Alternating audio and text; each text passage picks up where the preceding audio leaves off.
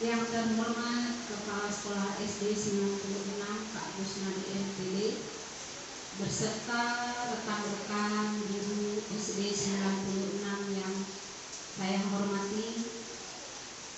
Terima kasih pada hari ini, pada siang hari ini kita bisa melaksanakan diseminasi budaya positif.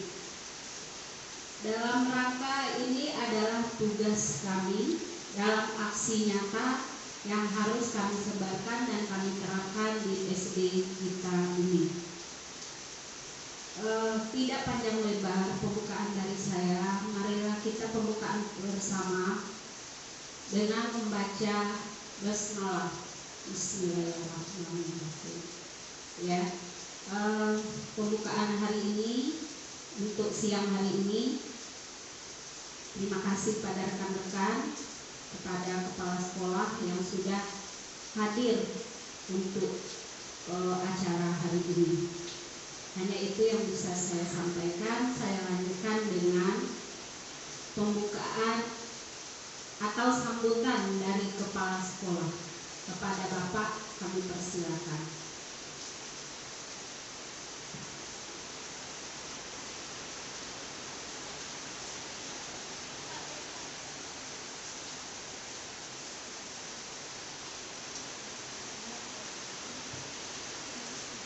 Baik, terima kasih.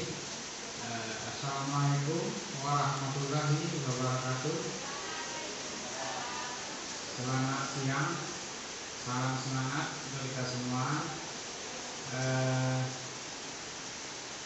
Marilah kita mengucapkan syukur alhamdulillah kepada Tuhan Yang Maha Esa, Allah Subhanahu wa Ta'ala, yang telah memberikan kita nikmat sehat, sempat untuk hadir di sini dalam acara komunitas belajar SD 96 yang nanti materi ini akan diberi atau sudah hadir di sini, yaitu Pak Desra yang Ibu Muti.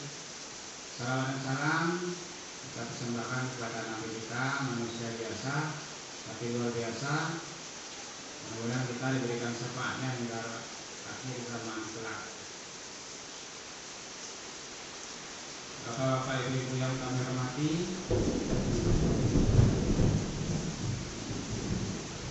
sebenarnya komunitas belajar ini itu sudah lama adanya, ya, namanya KKG.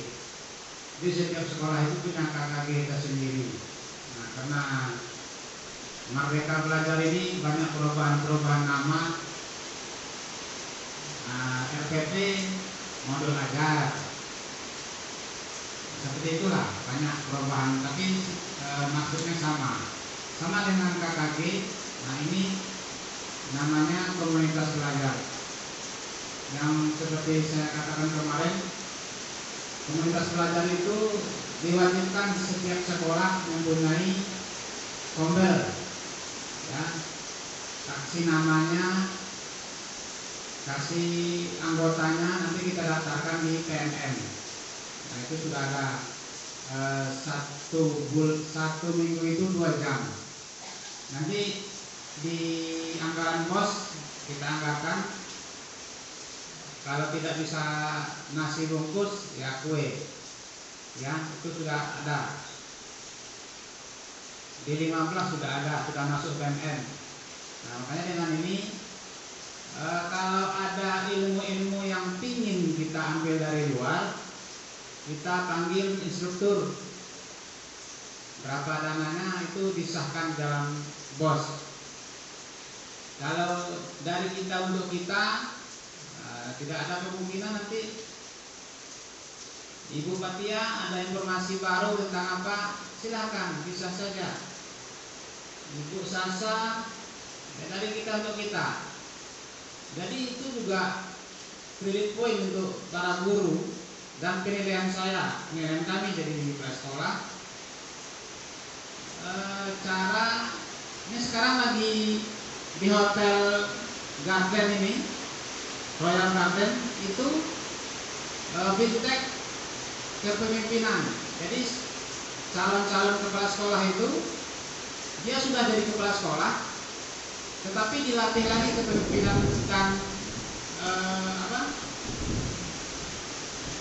cara bicara, ya, cara berbicara di depan, memimpin rapat itu bergiliran mereka. Tadi kami diundang ke sana, lumayan dapat nasi bungkus saya. Ya, tampil satu-satu dinilai oleh pengawas pembina. Nah kami juga sebagai kepala sekolah ada guru yang bisa bicara hanya di depan siswa, ya. Ada yang bicara di depan guru-guru. Nah, itu nanti ada SKP itu namanya kepribadian. Ada beberapa kepribadian guru, ya, pedagogi, sosial, kepribadian. Nah itu menyangkut ke sana. Seperti kemarin dapat setiap hari Senin itu kan ada kita upacara bendera. Bagaimana bicaranya, bagaimana mengadaptasi dengan siswa sebanyak itu. Sementara yang kita ajar hanya satu lokal, hanya 15 orang, hanya 27 orang paling banyak. Nah, pada saat upacara bendera itu banyak seluruh siswa hadir. Bagaimana kita mengkondisikan siswanya. Nah, di sini juga mumpung kita dengan kita, ya, apa ilmu-ilmu kita berikan kepada kawan-kawan. Kalau perlu nanti kita buat honornya untuk instruktur, honor di dalam itu pengembangan guru, ya, ada anggarannya di pos itu, pengembangan guru. Jadi bisa tidak harus kuliah, tapi bisa menjadi instruktur dalam sekolah masing-masing. Nah, perlu kita buat seperti itu juga, bergiliran. Ada saatnya apa saja, atau memberikan resep nasi goreng, resep membuat bolu pisang, bisa saja. Ya, dari kita untuk kita. Nah, kalau nanti perlu materi-materi dari luar, kita panggil dari luar. Gak masalah, kita ada dananya kok. Kalau untuk guru, untuk siswa, dananya ada. Ya, kita sudah banyak. Ini materi saya untuk PPKS besok. Kalau untuk dana kita sudah punya. Dari kantin, dari bahasa Inggris. Nah, itu aja yang kita puter-puter. Ya. Makanya ada instruktur nanti kita panggil paling 300, 200 gitu. Jadi ini bukan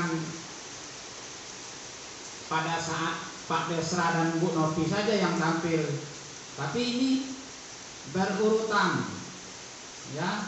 Kita tampil dengan kita. Satu saat Bapak Ibu dipanggil beri materi di SD lain. Nah, tidak biasa kan? Harus dibiasakan tapi tampil itu. Sama dulu saya juga tidak bisa tampil. Tapi sudah itu tuntutan zaman. Dikit-dikit tampil. Minimal begini, buka acara, ya, buka pembukaan dari kepala sekolah. Harus itu kita sudah siap itu. Nah, kemudian materi 1, 2, 3 disiapkanlah. Itu bagi yang muda-muda, ya, itu sudah zamannya. Nah, bagaimana kita, misalnya nanti saya akan mendatangkan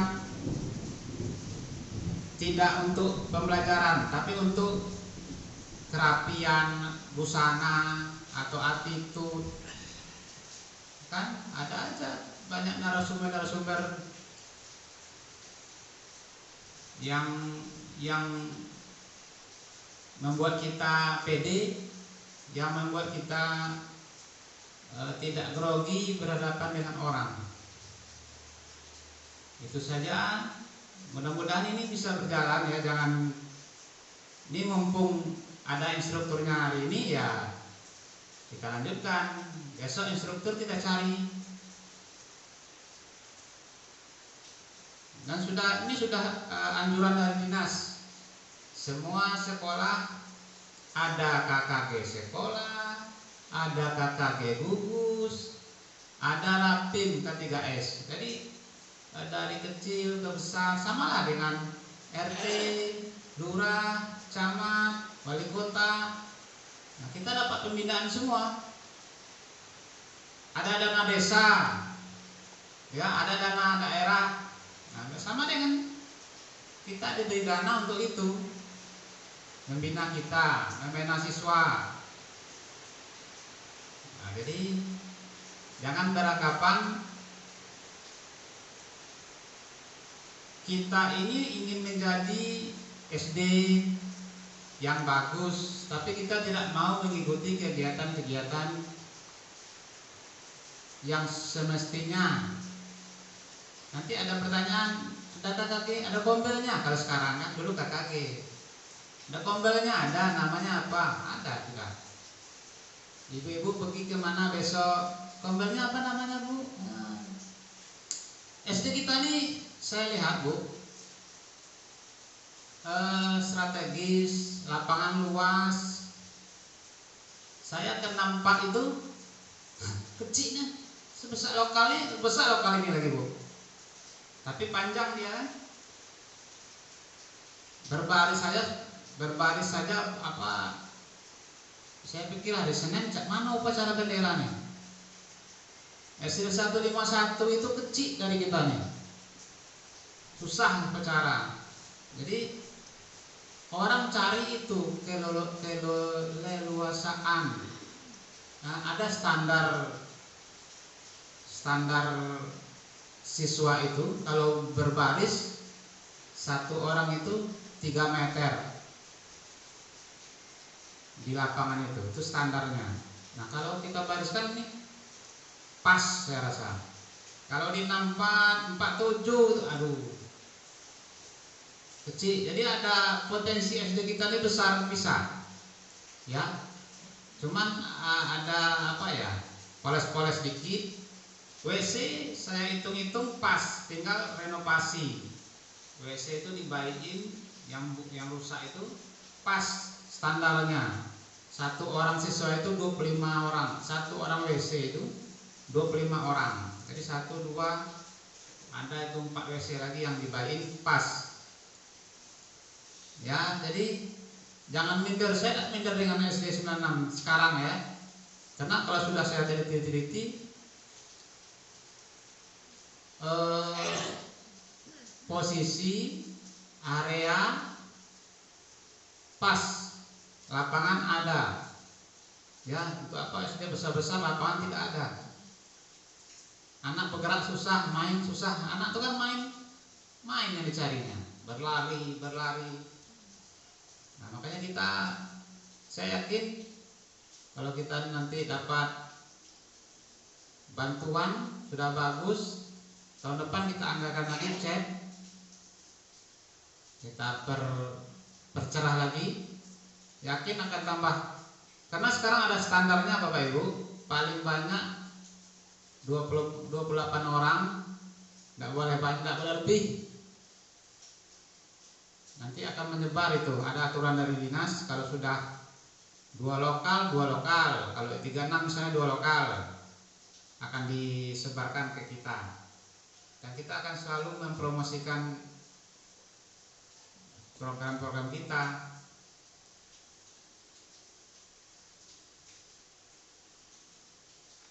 Yakin kita. Saya lihat mungkin pagar depan kita cek lagi. Dari luar itu baru dari dalam, dari luar. Ya, mudah-mudahan ada semangat kita, dukungan Bapak Ibu untuk memajukan SD kita ini. Dimulai dari KKG ini, ilmu kita tambah terus. Saya pernah bicara di dalam forum guru penggerak di LPMP kemarin itu. Guru itu harus belajar. Untuk menyampaikan ke siswa itu harus punya bahan, ya, harus yang terupdate. Jangan sejarah yang diajarkan sejarah lama. Ada yang baru, misalnya Pak Ari, Indonesia main bola dengan Brunei, baru, ya, baru saya buka kemarin upacara bendera yang tunanetra tuh hari ini baru itu.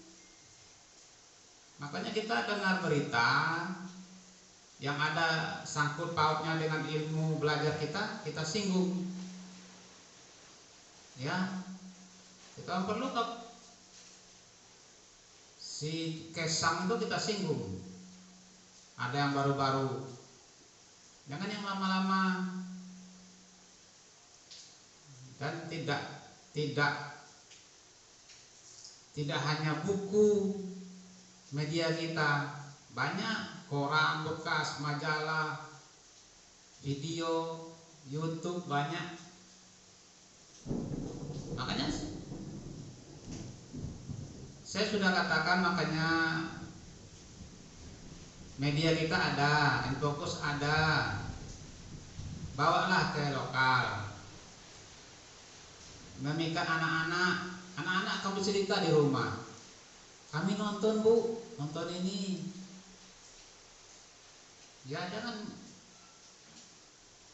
dari dulu sampai sekarang nyata terus, dengarkan gurunya ngoceh terus, ya, bawa pengeras suara ada.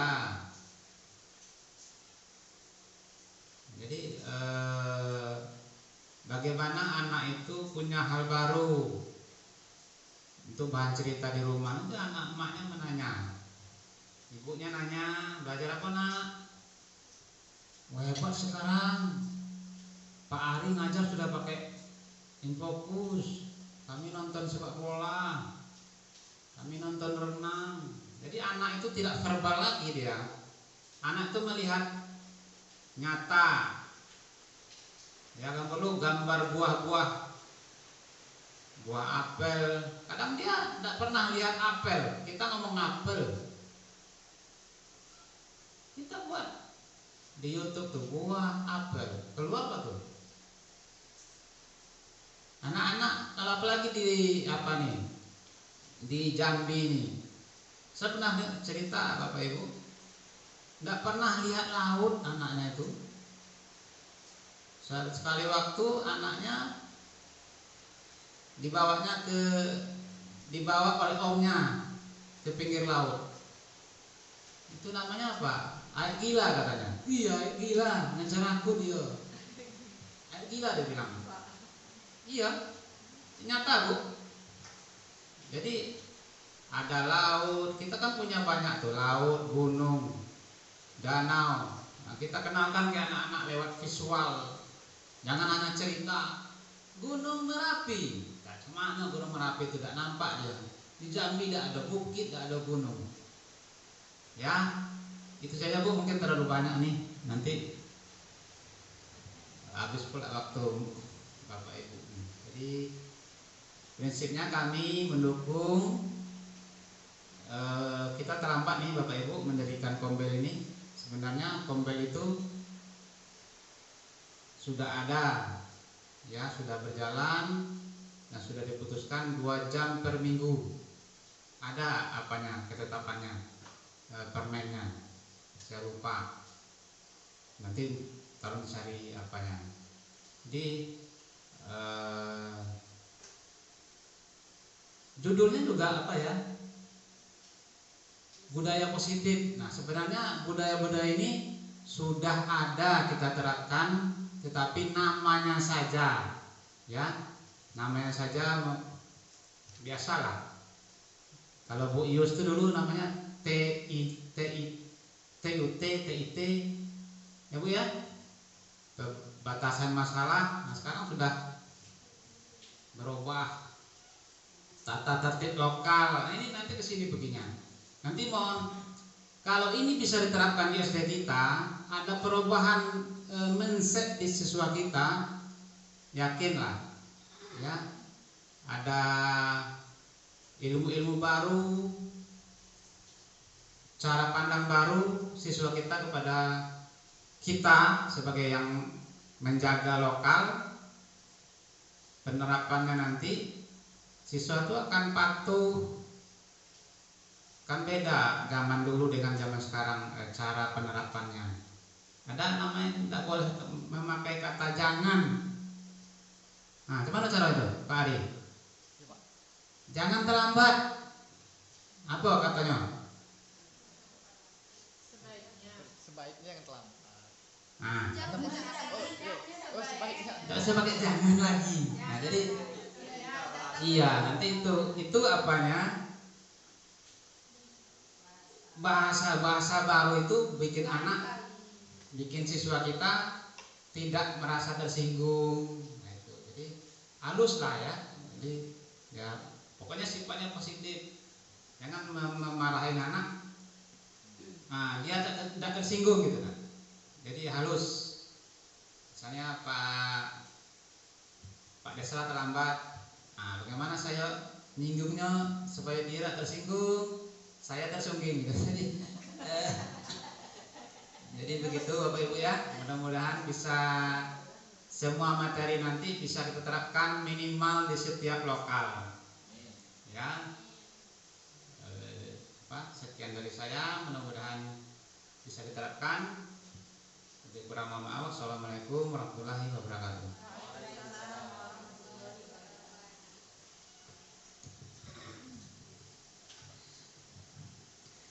Terima kasih pada Bapak Kusnadi yang sudah memberikan arahan ya, dan memberi semangat. Mudah-mudahan komunitas kita berjalan lebih berkembang lagi, lebih banyak ilmu-ilmu yang kita dapatkan. Amin. Selanjutnya kita lanjut ke materi. Kami persilakan kepada Pak Desra Mahersa. Kami persilakan.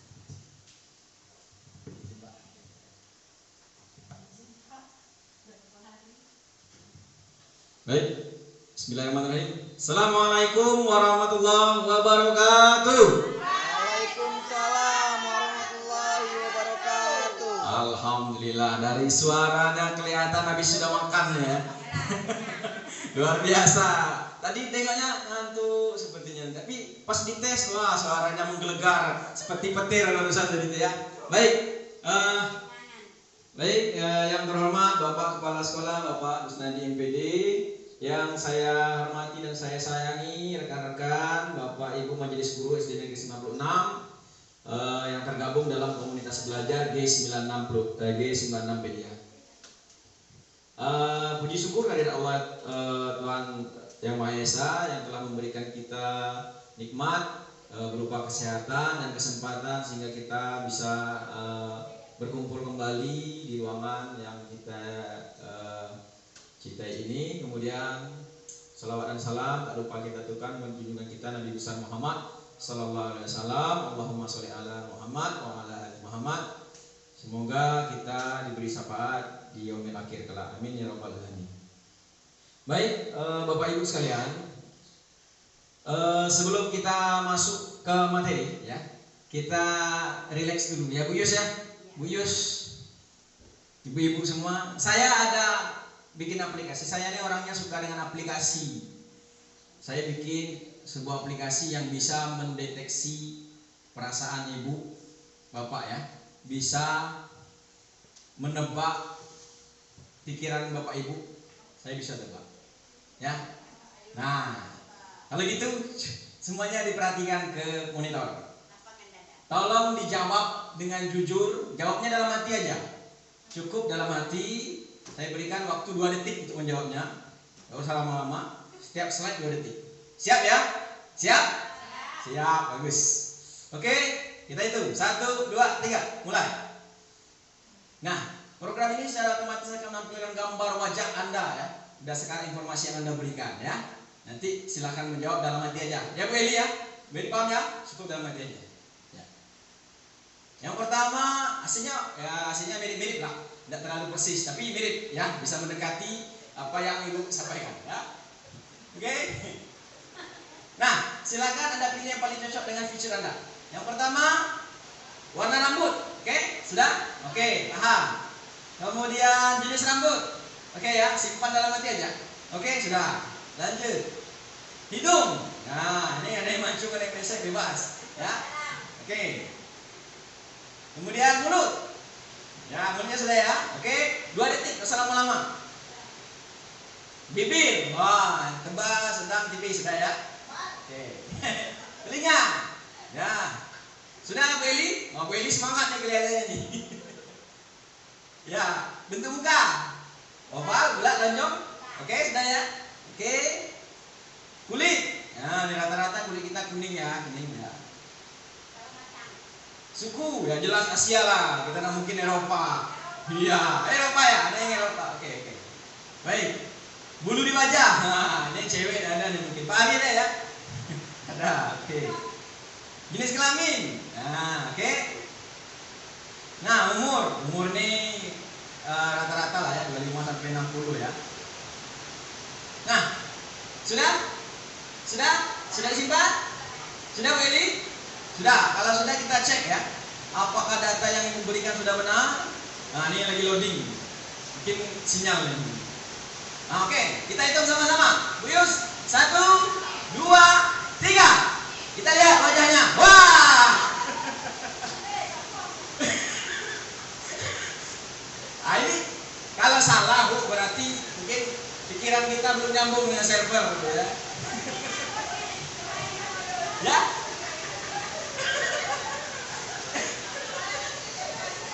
Ya Meli.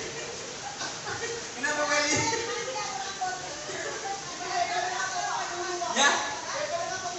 Ya mungkin tadi ada yang mikir ada rambut, yang satu mikir tidak ada rambut. Jadi dia di gabungan pikiran Bapak Ibu ya. Baik. Ini hanya untuk explaining aja ya. Daripada saya lihat tadi lesu-lesu semua ya. Ya bagus. Baik. Nah, jangan kecewa ya.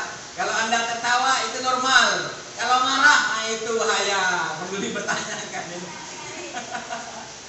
Ya baik. Oke.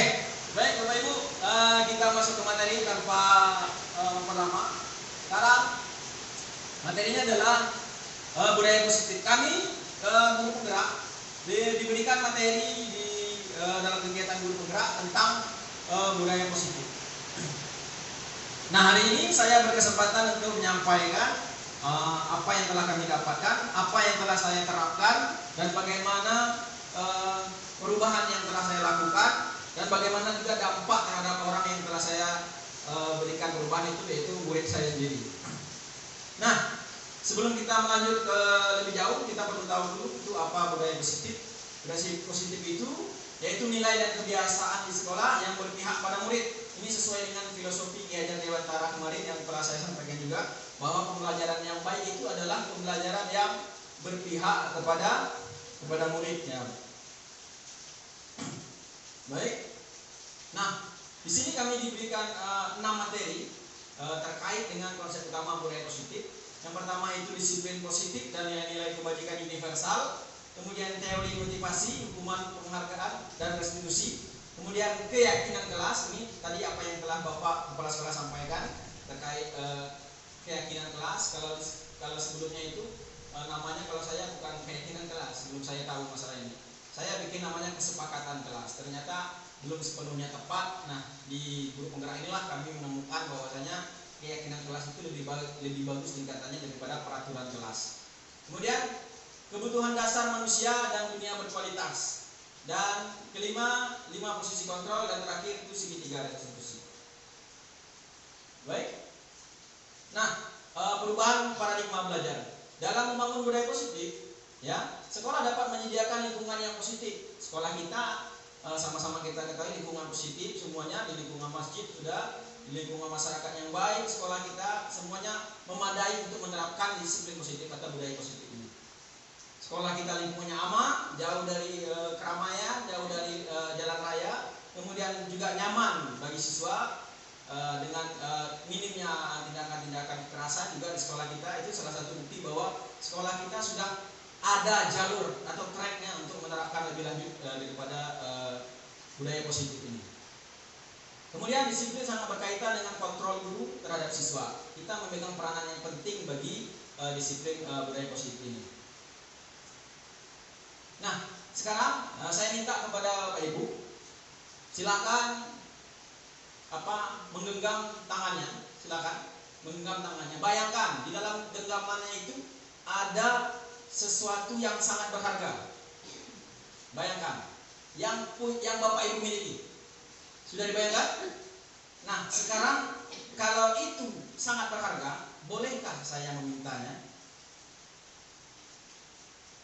Saya minta baik-baik. Contoh Bu Sasa nih.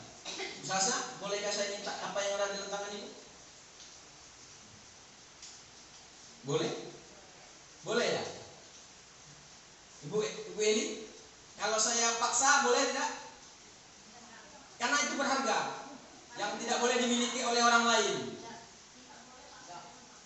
Tidak boleh saya miliki. Apakah boleh saya ambil itu? Tidak kan? Berarti kategori di sini adalah saya tidak bisa memaksa Ibu. Saya tidak bisa mengontrol Ibu Eli. Yang bisa membuka itu siapa? Diri sendiri. Bisa nggak saya membukanya? Saya paksa? Tidak bisa. Itu sudah lari ke tindak kekerasan ya. Nah, intinya gini Bapak Ibu. Kita menjadi manusia merdeka itu adalah kita yang memegang kendali diri kita sendiri. Tidak ada satupun yang bisa memaksa kita untuk melakukan sesuatu kecuali diri kita sendiri. Begitu halnya juga dengan murid. Murid itu tidak bisa kita paksa, tapi bagaimana cara kita mengontrol murid itu bisa mengeluarkan apa yang benar-benar akan mereka berikan tanpa adanya paksaan dari orang lain. Nah, itulah yang akan kita pelajari hari ini. Nah, kalau kita bicara mengenai disiplin, Bu Muharni kira-kira apa persepsi Bu Muharni terkait disiplin itu? Bu Muharni, apa kira-kira? Jawab aja langsung. Disiplin itu melakukan sesuatu sesuai dengan ketentuan yang berlaku. Ya, melakukan sesuatu dengan ketentuan yang berlaku. Bagus. Bu Sari, kira-kira?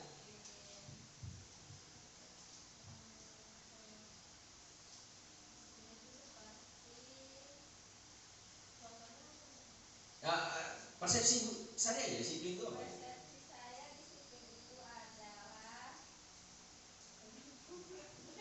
Anda ibu dia boleh? Tidak melanggar aturan, ya itu salah satunya ya. Nah baik, kita gali lebih lanjut ya, biar pemahaman kita sama, persepsi kita sama terkait apa ini disiplin ya. Baik, nah disiplin itu adalah kemampuan memerintah diri sendiri dalam mengontrol dan menguasai diri untuk memilih tindakan yang mengacu pada nilai-nilai yang kita hargai dengan penuh tanggung jawab. Di sini kata kuncinya ini, tanggung jawab tanpa terperintah orang lain. Nah, nilai inilah yang akan kita munculkan terhadap diri kita sendiri selaku guru maupun murid-murid kita di sekolah. Nah, inilah tanpa dia takut dengan hukuman, tanpa dia karena aturan, mereka sadar diri bahwa disiplin itu benar-benar datang dari dalam diri mereka. Nah, itulah yang akan kita harapkan. Kemudian nilai-nilai kebajikan universal. Nah, kita di kurikulum Merdeka ya sudah mengenal ada namanya dimensi ya, ada P3 ya, profil pelajar Pancasila. Nah, kalimat-kalimat dalam profil pelajar Pancasila itu yang 6 dimensi itu merupakan salah satu dari bagian nilai-nilai kebajikan ya. Yang pertama itu beriman dan bertakwa pada Tuhan Yang Maha Esa dan berakhlak mulia. Kemudian berkebinekaan global, gotong royong, mandiri, kreatif dan bernalar kritis. Nah, dalam institusi lain pun juga telah memiliki nilai-nilai kebajikan ini. Ini memang sudah disepakati dan diyakini bersama untuk dilaksanakan dengan benar oleh instansi tersebut. Nah, kalau kita guru, murid ya di bawah lingkungan Kemendikbud telah sepakat bahwa inilah yang akan kita keluarkan, yang akan kita munculkan dari anak, yaitu karakter yang berdasarkan P3 ini, profil pelajar Pancasila.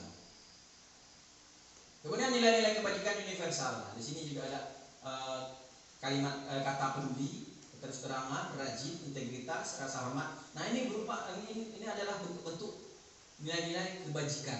Nilai-nilai kebajikan bukan kesepakatan, tapi nilai-nilai kebajikan yang disepakati bersama, Bapak Ibu ya. Nah, selanjutnya adalah motivasi perilaku manusia. Dorongan yang timbul pada diri seorang secara tidak sadar atau tidak sadar untuk melakukan suatu tindakan dengan tujuan tertentu itu disebut dengan motivasi. Anak-anak itu ya, kita aja pribadi ada 3 motivasi, Bapak Ibu. Yang pertama itu menghindari ketidaknyamanan dan hukuman. Mereka melakukan sesuatu itu karena mereka menghindari ketidaknyamanan dan takut kena hukum. Kenapa kamu datang tepat waktu? Takut kena hukum, jawabannya ya. Kenapa kalian bajunya masuk ke dalam? Takut kena hukum. Kenapa pakai helm naik motor? Takut kena tilang. Ya enggak? Nah, untuk yang kedua, untuk mendapatkan imbalan atau penghargaan dari orang lain. Kenapa kamu rajin yang bikin NPP? Jadi puji kepala sekolah, ya enggak? Kenapa kalian datang tepat waktu? Absen. Ya, masih ada karena sesuatu itu masih ekstrinsik, masih dari luar, bukan dari dalam diri kita sendiri. Nah, yang perlu kita timbulkan, yang perlu kita munculkan dari dalam diri kita sendiri maupun dari murid kita adalah motivasi yang ketiga ini, untuk menjadi orang yang mereka inginkan dan menghargai diri sendiri dengan nilai-nilai mereka percaya. Ini murid melakukan disiplin diri karena sadar akan nilai kebajikan ini penting ya, penting bagi mereka. Ya, kemudian motivasi yang akan membuat seorang itu memiliki disiplin itu, bukan menjadi beban, bukan menjadikan takut hukuman, bukan menjadikan rasa seseorang, tapi karena memang keyakinan yang muncul dari dalam diri mereka sendiri. Nah, inilah yang akan kita munculkan dari anak-anak kita di sekolah, Bapak Ibu sekalian. Selanjutnya hukuman dan sanksi. Nah, ini saya pribadi dulu sebelum masuk guru penggerak ini masih melakukan ini, hukuman dan sanksi. Tiap hari ya, saya hukum anak kalau tidak bikin PR. Bagaimana Bu Yus? Maju dulu, tegak. Kalau belum tegak bebek belum puas rasanya hati. Ya benar kan Bu? Atau hukumannya apa? Pungut sampah. Cuci WC. Ya itu masih zaman-zaman dulu itu. Nah, ini ada kasus. Ina kurang menguasai pelajaran matematika, sehingga pada saat pelajaran tersebut berlangsung, dia lebih banyak berdiam diri atau menggambar buku pelajarannya. Pada saat guru matematika, Pak Seno menanyakan pertanyaan, Ina menjadi duduk dan tak sengaja menjatuhkan tasnya dari kursi, serta tiba-tiba menjadi gagap pada saat berupaya menjawab. Seluruh kelas pun tertawa melihat perilaku Ina yang berbicara tergagap dan tertutup tersebut. Pak Seno pada saat itu membiarkan teman-teman Ina menertawakan Ina yang tergagap dan malu luar biasa. Dan malahan minta Ina untuk maju ke depan dan berdiri di depan kelas sambil menunjuk hidungnya karena tidak bisa menjawab pertanyaan Pak Seno. Kelas makin dan anak-anak pun tertawa, kelas makin ribut ya, dan anak-anak pun tertawa melihat Ina di depan kelas memegang ujung-ujung. Nah, setuju tidak Bapak Ibu dengan tindakan yang dilakukan oleh Pak Seno terhadap Ina? Tapi kita secara tidak langsung pernah melakukan itu ya. Ya, dulu. Baik, bagus. Tidak setuju ya, karena itu efeknya kira-kira apa itu? Down ya, mentalnya down mental ya. Iya. Nah, itu hukuman apa konsekuensi kalau menurut Bapak Ibu? Willy, itu hukuman apa konsekuensi?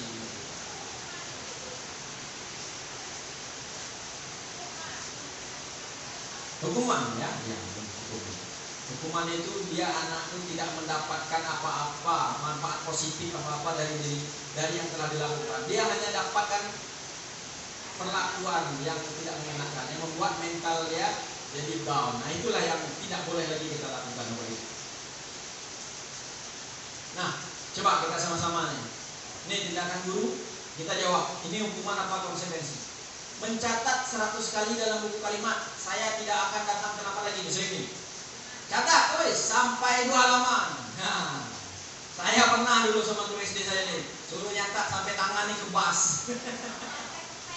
Iya, benar-benar. Itu sebenarnya nilai positifnya ada tulisan kita jadi lebih bagus ya Bapak Ibu. Tapi ini kira-kira hukuman atau konsekuensi? Konsekuensi kata Bu Yus. Ayo, Bu Sasa. Hukuman. Lari gimana? Nah, oke. Lari mengelilingi lapangan basket 2 kali terlambat aja di sekolah. Hukuman. Murid diminta untuk push up 15 kali. Tak pakai masker. Menggantikan kertas tugas teman yang telah dicoret. Membersihkan tumpahan air di meja tulis karena tersenggol proses belajar. Baik, kita cek ya. Nah, di sini kalau menurut saya, kalau ini yang nyuruh guru olahraga, kira-kira apakah dia jadi hukuman? Kalau Pak Ari yang nyuruh ini lari keliling lapangan basket, kira-kira jadi hukuman atau konsekuensi? Konsekuensi ya Bapak Ibu ya. Kenapa? Karena ada nilai lebihnya, mengembangkan kemampuan jasmani anak tersebut. Tapi kalau guru bahasa Inggris yang nyuruh, ini lambat nih, lari kau 2 kali. Apa efeknya sama belajar bahasa Inggris? Itu tidak ada, ya, itu merupakan hukuman. Nah, yang konsekuensi adalah menggantikan kertas tugas teman yang telah dicoret-coret. Kemudian membersihkan tempat air di meja tulis karena kesenggol pada saat belajar. Baik. Nah, ini perbedaannya Bapak Ibu. Perbedaan antara hukuman dan konsekuensi. Hukuman itu sesuatu yang menyakitkan harus terjadi. Ini tidak boleh ngelak lagi. Pokoknya dia harus kena. Nah, itulah kata guru. Tahu? Dia jero, ternyata harus kena hukum. Nah, kalau konsekuensi, dia sesuatu harus terjadi, tapi tidak menyakitkan. Sesuatu itu harus terjadi sebagai bentuk dari pelanggaran keyakinan yang telah dia buat. Ini membuat anak sakit. Nah, boleh bentuk fisik maupun hati. Itu jangka waktu yang lama. Anak itu menyimpan dendam bersama kita. Nah, kalau anak SD mungkin tidak terlalu rendah. Tapi kalau sudah SMP, SMA, banyak kejadian yang guru SMA-nya kena tikam, kena serang pakai parang. Ada yang jok motornya dikoyain, ada yang ban motornya dibocorin. Nah, itu karena anak itu memiliki rasa dendam kepada gurunya. Itu yang tidak ingin kita harapkan dari anak tersebut. Kemudian yang konsekuensinya apa? Membuat anak merasa tidak nyaman dalam jangka waktu pendek, hanya sesaat saja, karena dia ada perasaan kesalahan. Nah, baik. Sekarang keyakinan kelas Bapak Ibu. Mengapa tidak peraturan saja? Mengapa harus keyakinan kelas? Coba. Mengapa kita memiliki peraturan harus menggunakan helm bila mengendarai kendaraan roda 2? Gimana? Nah, kata Bu Yus kalau jatuh, sakit, pecah kepala. Nah, itu mindset Bu Yus sudah bagus. Karena untuk kalau keyakinannya apa tuh Bu Yus? Bu Yus, kalau keyakinannya apa tuh? Berarti keselamatan. Ya, itu nilai keyakinannya. Sudah nyambung nih Bu Yus nih. Sudah nyambung nih. Ada nggak sini yang jawabnya? Karena takut kena tilang. tapi sering Bu ya, kalau nanya anak begini, pakai helm, ada polisi di situ. Nah, mengapa kita memiliki peraturan 3M, menggunakan masker, mencuci tangan, dan menjaga jarak 1 meter, 1,5 meter? Karena itu apa itu? Kesehatan. Mengapa kita memiliki peraturan harus datang tepat waktu pada saat mengikuti pelatihan? Disiplin. Nah, ini bagus ya. Ini dinamakan, kalau sudah tumbuh dari diri kita, ini namanya motivasi intrinsik, Bapak Ibu.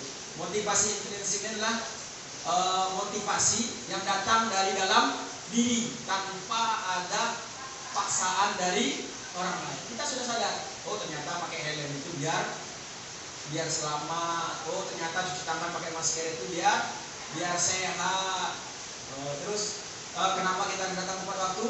Karena disiplin. Nah itulah yang akan kita lakukan, kita terapkan terhadap anak-anak murid kita.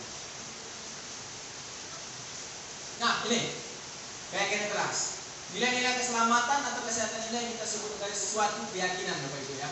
Yaitu nilai-nilai kebajikan universal yang disepakati secara tersirat dan tersurat terlepas dari latar belakang suku, negara, bahasa maupun agama. Nah, yang mana yang merupakan keyakinan kelas? Coba. Di sini ada dua nih, sama-sama kesepakatan kelas. Yang mana di sini yang sebelah sini kah? Apa sebelah sini? Yang keyakinan. Sini Bu ya. Nah, Pak Ari, sebelah sini ya. Di sini apa nih? Ini kesepakatan kah? Apa keyakinan? Coba perhatikan nilainya Bapak Ibu. Nilai kebajikannya tadi. Nilai kebajikannya Bapak Ibu. Ini saling menyayangi. Ini keyakinan. Kemudian semangat. Nah, inilah yang akan kita tumbuhkan kepada anak-anak murid kita. Kalimatnya positif. Benar kata Bapak kepala sekolah tadi, menggunakan kalimat yang positif. Nah, ini keyakinan kelas. Peraturan, selalu kembalikan buku ke tempatnya. Apakah ini keyakinan kelas? Dilarang mengganggu orang lain. Ini kalimatnya. Kira-kira ini keyakinan apa peraturan? Peraturan ya. Kenapa peraturan? Iya, ada kalimatnya. Hadir di sekolah 15 menit sebelum pembelajaran dimulai. Peraturan ya. Dilarang melakukan kekerasan. Dilarang menggunakan narkoba. Ya, baik kita cek ya. Di sini keyakinan kelasnya ini nilainya adalah tanggung jawab, menghormati orang lain berkomitmen. Nah, ini termasuk dalam keyakinan. Cuma kalimat dari dilarang ini yang perlu kita ubah. Nanti bagaimana cara kita mengubah kalimat-kalimat yang dilarang tidak itu kita buat, kita ajak anak-anak menggunakan kalimat yang positif.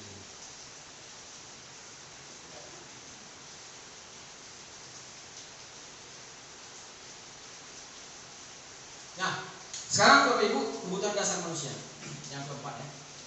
Apa itu kebutuhan dasar manusia ya? Setiap manusia ini memiliki kebutuhan dasar ya. Selagi dia hidup, dia memiliki kebutuhan dasar. Ada beberapa kebutuhan dasar yang akan saya jelaskan di sini ya. Yang pertama itu adalah kebutuhan untuk bertahan hidup. Kalau bahasa Inggrisnya apa Bu?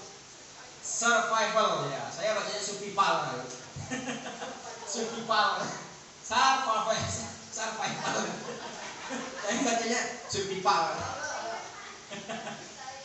Nah, kasih sayang dan rasa diterima, love and belonging ya. Kemudian kebebasan, freedom, kesenangan, fun dan penguasaan. Nah, ini ya benar, kebebasan. Itu tahu kita loh ya. Nah, ketika seorang murid melakukan suatu perbuatan yang bertentangan dengan nilai-nilai kebajikan atau melanggar peraturan, hal itu sebenarnya dikarenakan mereka gagal.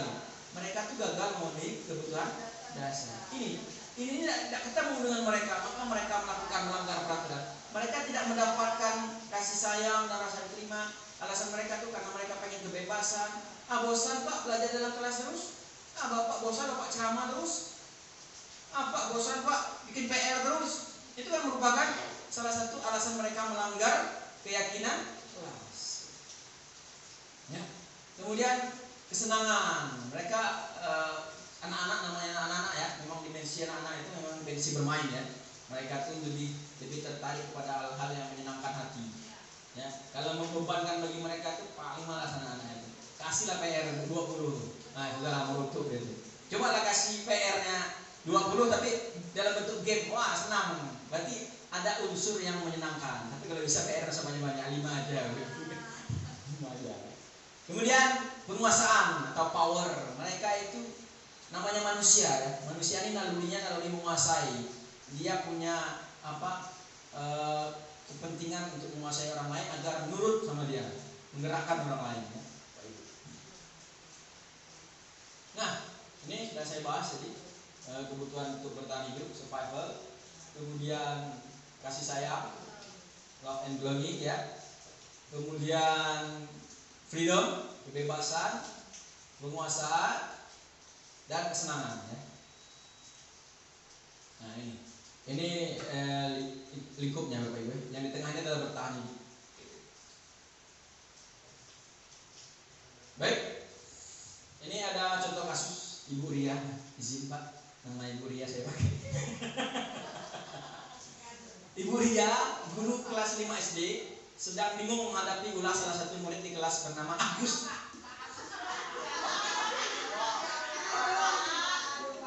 Ya. Beberapa anak telah datang dan mengeluhkan Agus yang seringkali minta bekal makan siang mereka dengan paksa.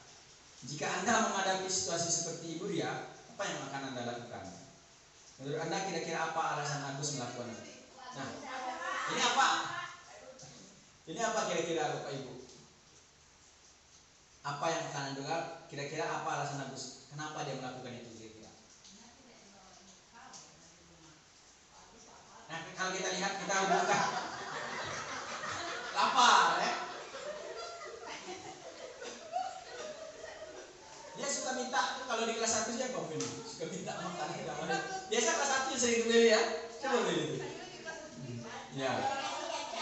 Ya, biasanya anak seperti itu kalau Bu Eli telusuri apa alasannya suka minta ke sini? Coba.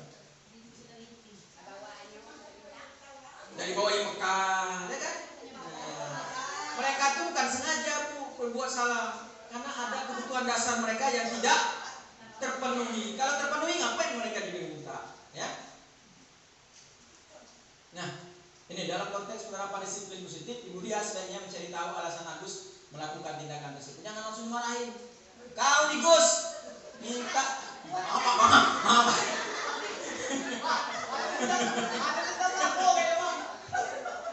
Jangan langsung dimarahin anak itu. Kita nanya dulu. Yang pertama tuh, ya. Ya, tindakan tersebut agar mengetahui kebutuhan mana yang sedang berusaha dipenuhi. Yang pertama, kebutuhan bertahan hidup. Nah, Agus tuh lapar. Orang tuanya tidak bawa makan siang. Dia kan nak bertahan hidup. Syukur-syukur sampai siang udah bertahan kan? Kayak Pati itu belum sampai jam 9 udah makan kan? Nah, itu karena kebutuhan hidup. Di rumahnya belum makan. Nah, kemudian kasih sayang dan merasa diterima. Teman Agus jadi memperhatikan Agus. Dia pengen diperhatiin. Ya, karena hal kecil itu anak tuh kita anggapnya garis sudut pandang anak tuh berbeda dengan sudut pandang kita. Ya, Bapak Ibu. Kemudian penguasaan. Agus merasa hebat karena temannya jadi takut. Nah, ini centeng nih kalau di kelas ini. Ya. Mungkin Pak Arif dulu pernah kecil gitu ya. Kayak jenap bau. Cicip. Ya. Kemudian kesenangan. Kesenangan ini contohnya seperti apa? Dia iseng suka menggangguin. Pantang nengok kawannya makan dikit, cicip. Nah, padahal dia nah itulah yang akan kita telusuri apa yang menjadi penyebab mereka melakukan hal tersebut. Nah, nanti lanjutan ada lagi selanjutnya. Nah, ini Bapak Ibu, restitusi posisi kontrol guru. Ada 5 posisi kontrol guru. Yang pertama itu penghukum, pembuat merasa bersalah, teman, pemantau, manajer. Kira-kira selama ini kita sudah di mana posisi kita, Bapak Ibu?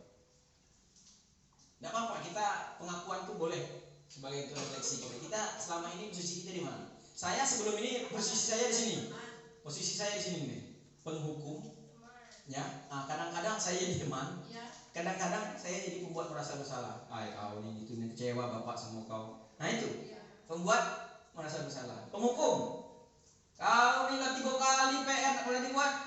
Nah, langsung kita tidak tahu penyebabnya apa. Entah kadang dia telah karena ngawani mamanya begadang malam bikin kue apa kita tidak tahu. Nah, inilah bagaimana kemampuan kita ya memposisikan diri kita, nanti saya bahas. Jadi apa kita bagusnya di sini? Ya, Bapak Ibu. Manajer. Ya. Yang pertama, penghukum. Seorang penghukum bisa menggunakan hukuman fisik maupun verbal. Ya, orang-orang yang menjalankan posisi penghukum senantiasa mengatakan bahwa sekolah memerlukan sistem atau alat yang dapat lebih menekan murid-murid lebih dalam lagi. Ini sudah mutlak katanya. Tidak ada toleransi. Sekolah sudah punya aturan, langsung dihukum.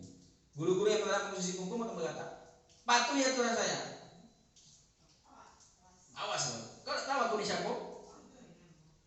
Aku ini kemarin yang makan 3 bilang 1. Kamu nih selalu aja bikin masalah. Kamu nih salah terus. Nah itu Bapak Ibu ya. Saya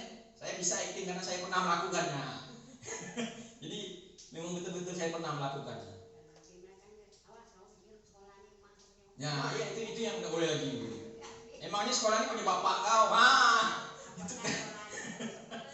Ya, kemudian ini membuat rasa bersalah, Bapak Ibu. Pada posisi ini biasanya guru akan bersuara lebih lembut. Membuat rasa bersalah akan menggunakan keheningan yang membuat orang lain merasa tidak nyaman, bersalah atau rendah diri. Kata-kata yang keluar dengan lembut akan seperti ini biasa ibu-ibu yang lembut suara ini. Ibu Sasa pernah ya? Ibu kecewa sekali dengan kamu.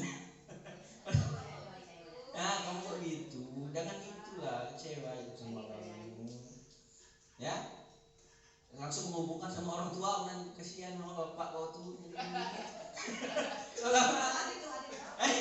Mama kau kontang panting cari duit sampai subuh. Jadi anak itu merasa bersalah, tidak mau melakukannya lagi. Kenapa? Karena kasihan sama orang tuanya.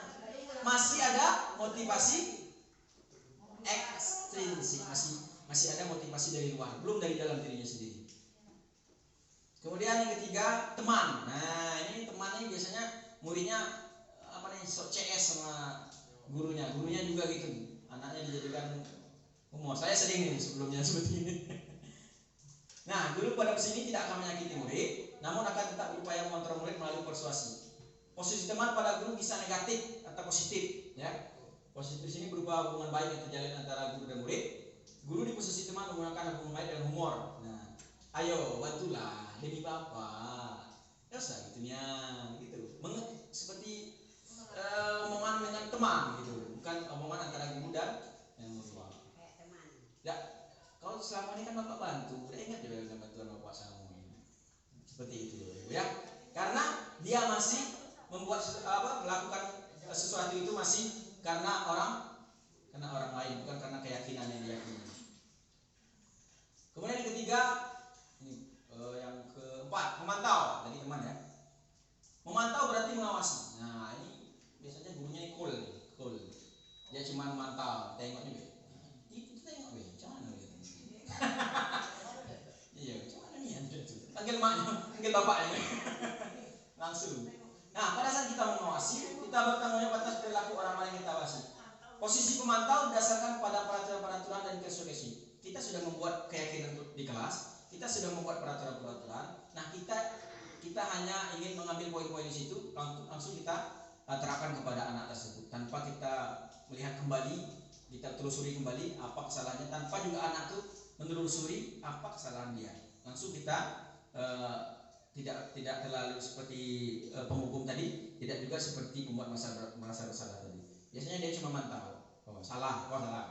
Kalau salah, ya udah ini hukumannya, seperti itu Bapak Ibu ya. Langsung anak itu tidak ada efek langsung terhadap perkembangan psikologis anak tersebut.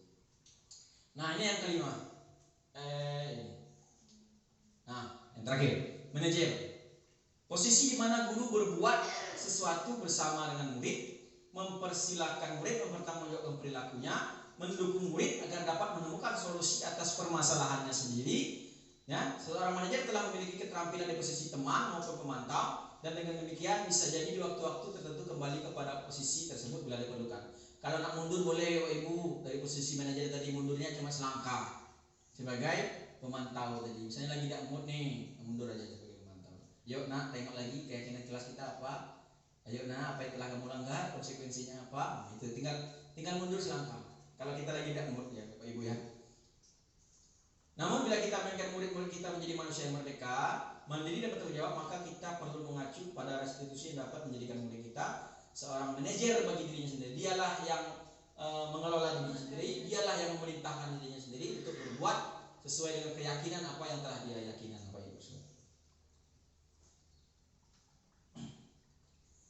Nah, ini contoh pertanyaan posisi kontrol. Nih, kalau pembuat rasa bersalah nih, saya kecewa sekali dengan kamu. Nah, ngomong sama anak murid seperti itu, timbul apa? Rasa bersalah dari. Nah, kalau dari penghukum, kamu tidak pernah benar melakukannya, salah terus.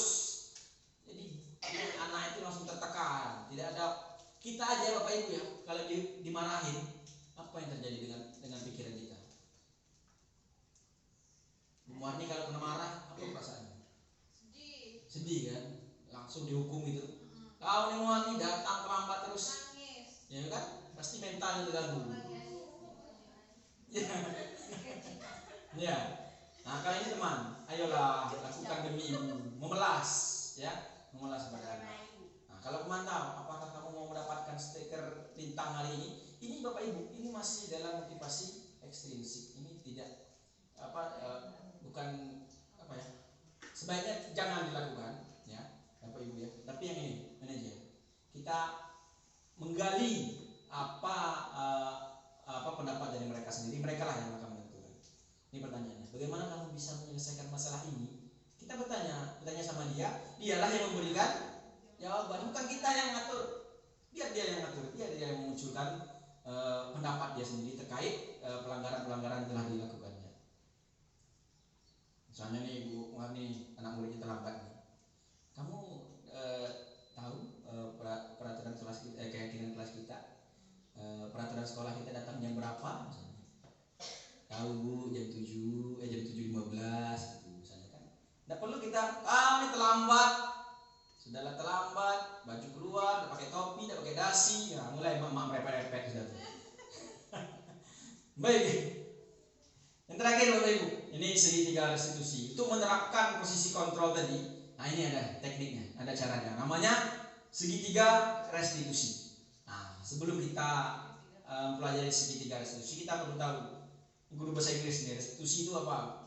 Bu Saka, kalau dalam bahasa Inggris ya, restitution ya, restitution ya.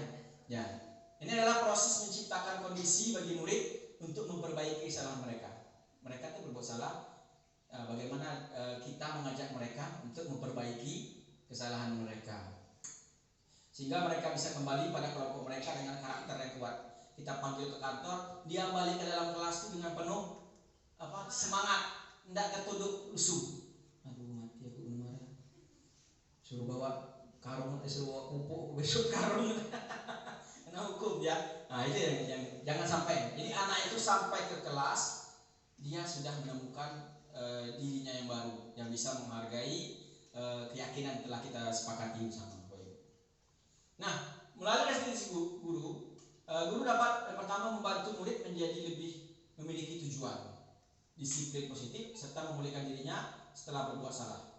Kemudian membantu murid untuk jujur pada diri sendiri dan mengevaluasi dampak dari kesalahan yang dilakukan.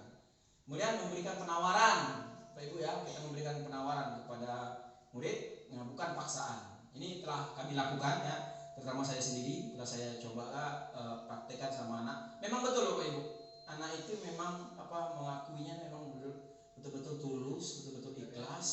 Kemudian mereka kita ajak mereka flashback dengan keyakinan yang kita buat. Mereka lah yang menentukan. Mereka juga yang menentukan langkah apa yang seharusnya mereka lakukan ketika mereka membuat kesalahan. Nah ini dia segitiga restitusi. Yang pertama itu menstabilkan identitas. Yang kedua validasi kebutuhan ya. Kemudian menanyakan keyakinan. Yang terakhir. Ini contoh pertanyaannya. Setiap orang pasti pernah melakukan kesalahan. Kamu bukan satu-satunya yang pernah melakukan ini. Nah, kita ngomong sama anak.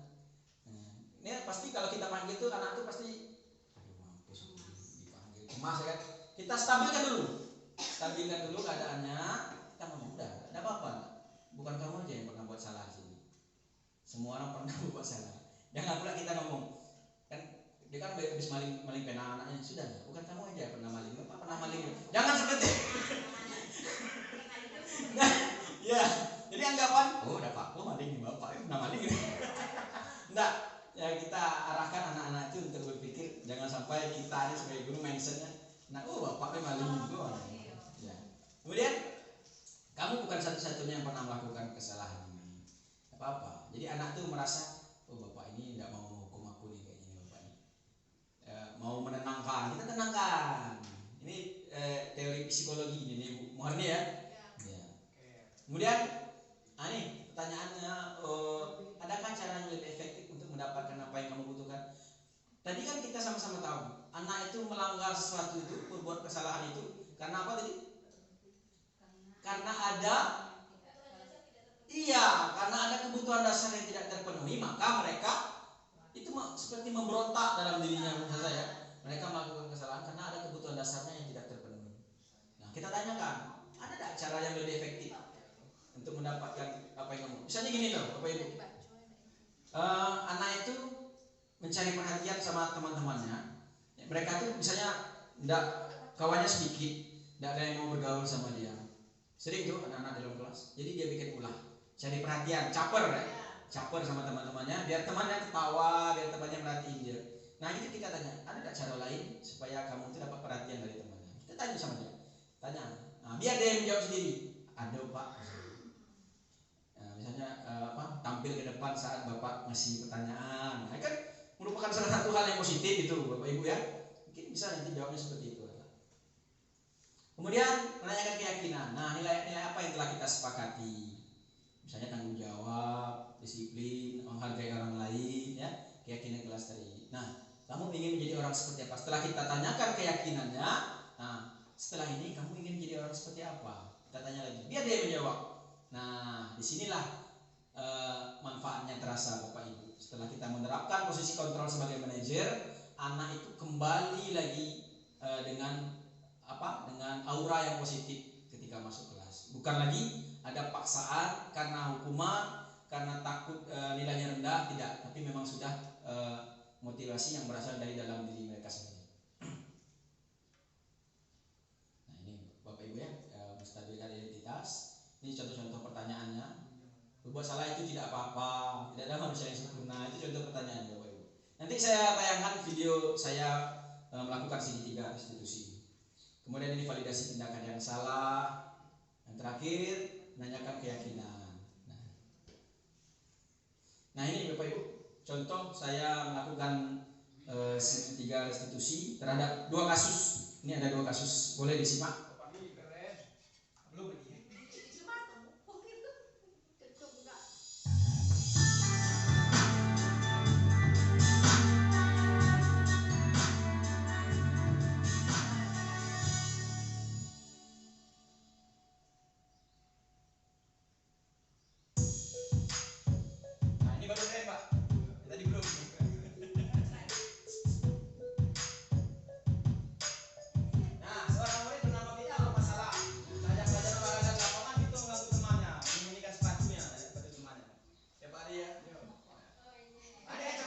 Waalaikumsalam. Saya lupa.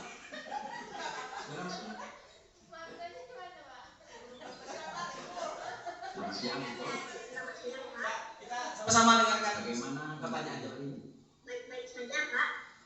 Itu tahu kenapa Bapak panggil Vito sini? Tidak tahu, Pak. Emangnya ada apa? Tadi pagi Vito ikut belajar video sama Pak Ari. Ikut, Pak. Bagaimana pelajaran dengan Pak Ari? Wah, seru, Pak. Seru sekali. Nah, seru nak ya. Baik Vito, Bapak dapat informasi. Tadi Rizky menangis saat jam pelajaran PJOK karena sepatunya itu. Apa Vito tuh kejadian? Ya, Pak. Tadi saya yang menyembunyikan sepatunya. Saya hanya bercanda. Tadi saat saya minta izin sama Pak Ari, saat saya izin sama Pak Ari ke WC, saya melihat ada sepatu Rizky. Terus saya langsung menyembunyikannya di buku KS. Nah, bagaimana perasaan Vito tentang kejadian ini? Kemudian apa yang membuat Vito melakukan itu? Saya menyesal, Pak. Saya hanya ingin menghibur teman-teman. Tetapi sekarang saya tahu tindakan saya salah. Mau menghibur teman-teman ya? Gak apa-apa nak ya. Vito, semua manusia pernah berbuat salah. Dan Vito bukan satu-satunya yang pernah berbuat salah. Ya, saya mengerti bahwa saya melanggar aturan dan mengganggu teman saya. Itu tidak ada baginya dan saya seharusnya tidak melakukannya. Nah, bagus nak ya. Kita kan punya keyakinan kelas yang telah kita buat bersama ya kan. Nah, menurut Vito, keyakinan kelas yang mana yang telah Vito langgar? Ya, Pak. Kita telah melanggar keyakinan kelas untuk saling menghargai sesama. Ya, bagus. Berarti Vito telah melanggar keyakinan kelas untuk saling menghargai sesama ya. Nah, bagus. Sekarang bagaimana menurut Vito kita bisa memperbaiki situasi ini dan memastikan hal seperti ini tidak terulang lagi? Nah, Saya akan minta maaf kepada teman saya dan memberinya kembali sepatunya. Ya. Selain itu saya akan berusaha lebih baik dalam menghargai teman-teman saya dan tidak melakukan tindakan yang menyakiti perasaan mereka lagi. Ya, itu langkah yang bagus, langkah yang baik ya. Bapak selaku wali kelas itu akan mendukung semua proses untuk memperbaiki hubungan itu dengan teman-teman itu. Ya, nah sekarang mari kita ingat bahwa menghargai orang lain adalah nilai penting di kelas kita nak ya. Ya, sesuai dengan keyakinan kelas yang kita sepakati bersama. Terima kasih sudah berbicara dengan Bapak nak ya. Silakan Vito kembali ke kelas, minta maaf sama temannya nak ya. Baik Bapak, terima kasih. Ya, terima kasih Bapak. Ini ada refleksi juga dari si Vito. Kita tanyakan perasaan Vito.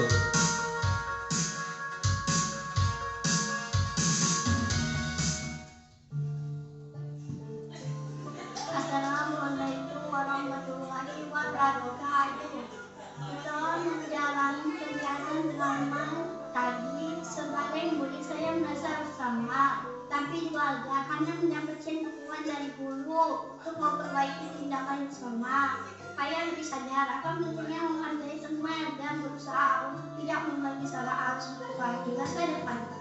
Wassalamualaikum warahmatullahi wabarakatuh. Baik.